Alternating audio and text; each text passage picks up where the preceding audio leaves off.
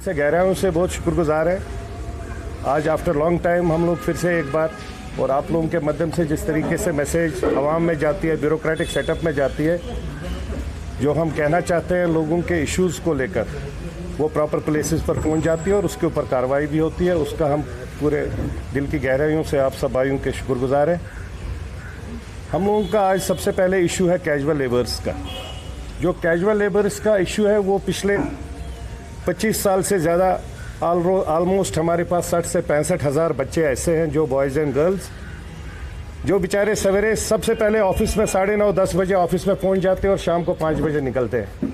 जो permanent employee है, मैं आपसे मीडिया के भाइयों को गुजारिश करना चाहता हूं, आप सर्वे करिए, चाहे R&B हो या कोई भी डिपार्टमेंट हो, चाहे इरिगेशन की बात हो, वाटर रिसोर्सेज की बात हो, आप जाइए वहाँ चेक कर लीजिए। वहाँ सबसे ज़्यादा अगर आपको देखेंगे आप लोग तो वहाँ कैजुअल लेबर बेचारा बैठा रहता है और उसकी तनख्वाह जो मिलती है वो ईद से ईद तक मिलती है। बदकिस्मती से हमने भी कम से कम 200-300 बच्चों को उसमें उस वक्त में जब कैजुअल लेबर्स लग रहे थे तो हमने भी लगा, और उस चीज़ का हमें भी दुख है कि वो उन्हीं बच्चों से बोला जाता है, वही हमको अपडेट देते हैं कि आज़ाज़ गई 3 रेत, आज़ाज़ गई 8 रेत, हमें तनख्वाह नहीं मिल रही है। ईद से एक दिन पहले या एक दिन बाद में उनको तनख्वाह। हम चाहते हैं गवर्नमेंट अपने LG साहब से गुजारिश करना चाहते हैं कि जैसे उन्होंने हमारी पॉलिसी जो थी, एक एम्प्लॉयमेंट पॉलिसी जो भगवा मजदूर बनाया था 5 साल के लिए, जो एम्प्लॉयमेंट पॉलिसी को उन्होंने काट के एक अच्छा प्रोसेस, प्रोफेशनल इज़म एक क्रिएट कर दिया एक एम्प्लॉयमेंट प्रोसेस में, रिक्रूटमेंट प्रोसेस में 2 साल का उन्होंने रखा है। हम गुजारिश उनसे करना चाहते हैं, ये बेचारे 65-70 हज़ार जो बच्चे हैं इनके लिए भी थोड़ी इनके ऊपर नज़र रखें और इनको प्रॉपर एम्प्लॉयमेंट पैकेज दे दे, क्योंकि यहाँ पर हमारे पास और कोई सोर्स है नहीं। दिल्ली हो, बॉम्बे हो, कलकत्ता, मद्रास को छोड़कर भी अगर हम जम्मू की भी बात करते हैं, जम्मू में भी इंडस्ट्रीज़ है जहाँ पर हमारा बच्चा राइट लेफ्ट में काम करता है, लेकिन यहाँ हमारी बदकिस्मती है, यहाँ पर जो कुछ भी है वो गवर्नमेंट एम्प्लॉयमेंट है और कुछ भी नहीं है।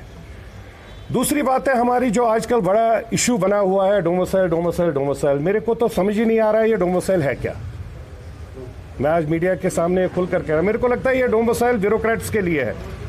अगर 370 खत्म हो गया, 35 खत्म हो गया, इंटीग्रेट हो गया देश, तो उसके बाद अगर इंटीग्रेट भी आपने किया, सब कुछ किया, तो अब ये डोमिसाइल क्यों? फिर तो हमारे पास ऑलरेडी स्टेट सब्जेक्ट थी।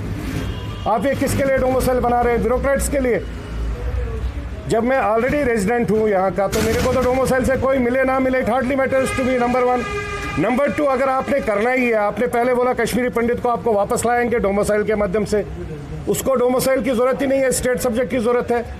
रिहेबिलिटेशन करनी है तो वो लग रही है, पहले 3.5-4 लाख थे, आज वो 6, 6.5, 7 लाख हो गई 30 साल में। उनको रिहेबिलिटेट कर लो, डोमिसाइल की ज़रूरत ही नहीं है। तो ये सब जो कन्फ्यूजन क्रिएट हो रहे हैं, ऑलरेडी गवर्नमेंट को समझना चाहिए, एक सेंसिटिव एटमॉस्फेयर है यहाँ पर। यहाँ हम सब लोगों को ये समझना चाहिए कि अगर ऐसे इश्यूज क्रिएट हो जाते हैं तो एक्सप्लॉइटेशन ऑफ पीपल बहुत ज़्यादा हो रही है। ऑलरेडी पिछले 70 साल से 370-35A पर हमारी बड़ी पार्टियाँ, नेशनल कॉन्फ्रेंस और जो 89-90 के बाद PDP बनी या पहले कांग्रेस थी, उन सब लोगों ने बहुत एक्सप्लॉइट किया जम्मू कश्मीर के अवाम को, इन पर्टिकुलर कश्मीरी यूथ को। जिन बच्चों के हाथ में कलम देना चाहे था, उन बच्चों के हाथ में गन देने का काम किया, पत्थर देने का काम किया, और आज जब एक्सप्लॉइटेशन का काम स्टार्ट हो जाएगा डोमिसाइल के माध्यम से, जो वो बोल रहे हैं, कभी डेमोग्राफी की बात कर रहे हैं, कभी कुछ कर रहे हैं, कोई डेमोग्राफी चेंज नहीं हो रही है। 89 के बाद कोई भी जो कश्मीरी पंडित यहाँ से विस्थापित हो गए, पहले तो वो आने को तैयार नहीं है। उनके साथ में जो मुस्लिम भाई भी विस्थापित हो गए, वो आने को तैयार नहीं है, क्योंकि हर एक को फ्रीडम अबव ऑल चाहिए।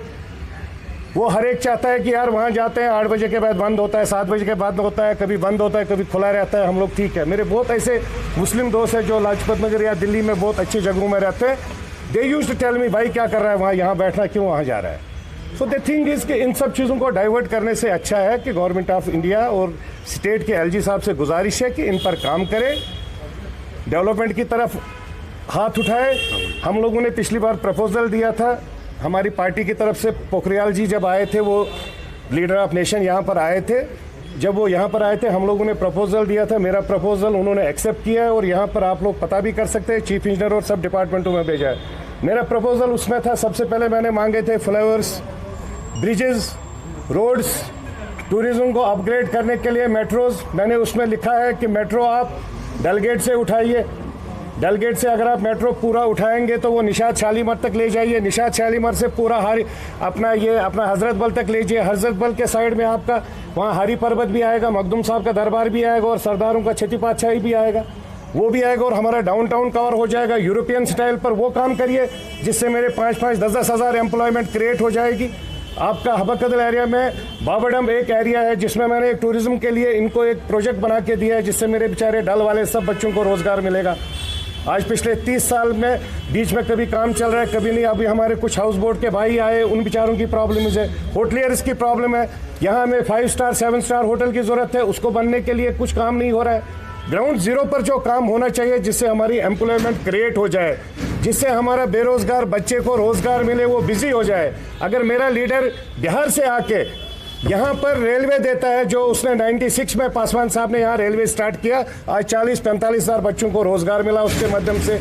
उसी तरीके से हमने स्टील प्लांट लाया था यहाँ पर, उसमें भी 2-3 हज़ार बच्चों को रोजगार मिलता, लेकिन बदकिस्मती के साथ वो उमर साहब को समझ नहीं आया।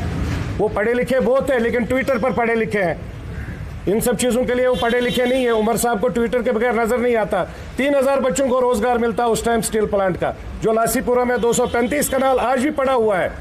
और उस 3000 बच्चों के लिए मैंने 42% रखा था, जो हमने डाउनटाउन बच्चों को रखा था। हमने खाली हवाकदल कॉन्स्टिट्यूंसी के लिए नहीं रखा था, टोटल रखा था डाउनटाउन के लिए।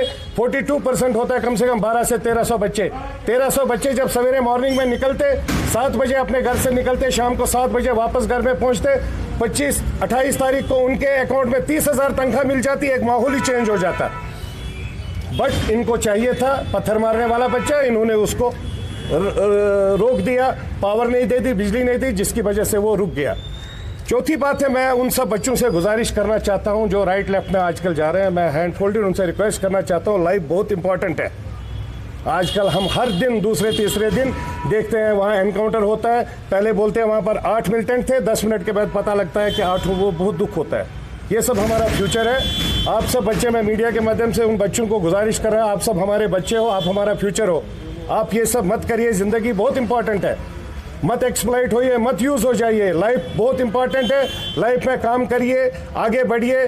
जो जो इश्यूज़ है उसमें हम सब मिल बांट कर बैठ के बात। और गवर्नमेंट से भी गुजारिश करना चाहता हूँ कि एक डायलॉग प्रोसेस सीनियर सिटीजन्स के साथ और यूथ के साथ बात करने की बहुत ज़रूरत है, बहुत ज़रूरत है।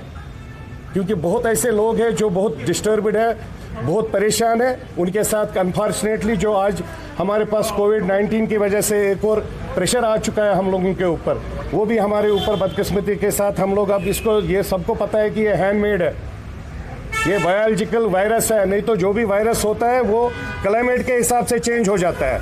अगर यहाँ का क्लाइमेट कम है, यहाँ शायद ज़्यादा बढ़ेगा, जहाँ ज़्यादा क्लाइमेट होगा वहाँ। लेकिन ये चाइना का मेड बायोलॉजिकल वायरस जो है, जो चाइना ने बनाया, अब उसको वो डाइवर्ट करने के लिए बहुत चीज़ें कर रही है, लेकिन बदकिस्मत के साथ पूरा यूनिवर्स इसमें इन्वॉल्व हो गया। और सब भाइयों से गुजारिश है, ज़्यादा से ज़्यादा गर्म पानी पीजिए, नींबू डाल के, हल्दी डाल के, जिसमें अपने आप को बचाइए। कुछ नहीं है इसमें, ज़्यादा प्रेशर लेने की बात नहीं है, लेकिन एहतियात रखना है, सोशल डिस्टेंस का ध्यान में रखना है, उस तरीके से हम सब लोगों को रहना है। यही हमारे कुछ आज इश्यूज़ थे। तो अगर आप सब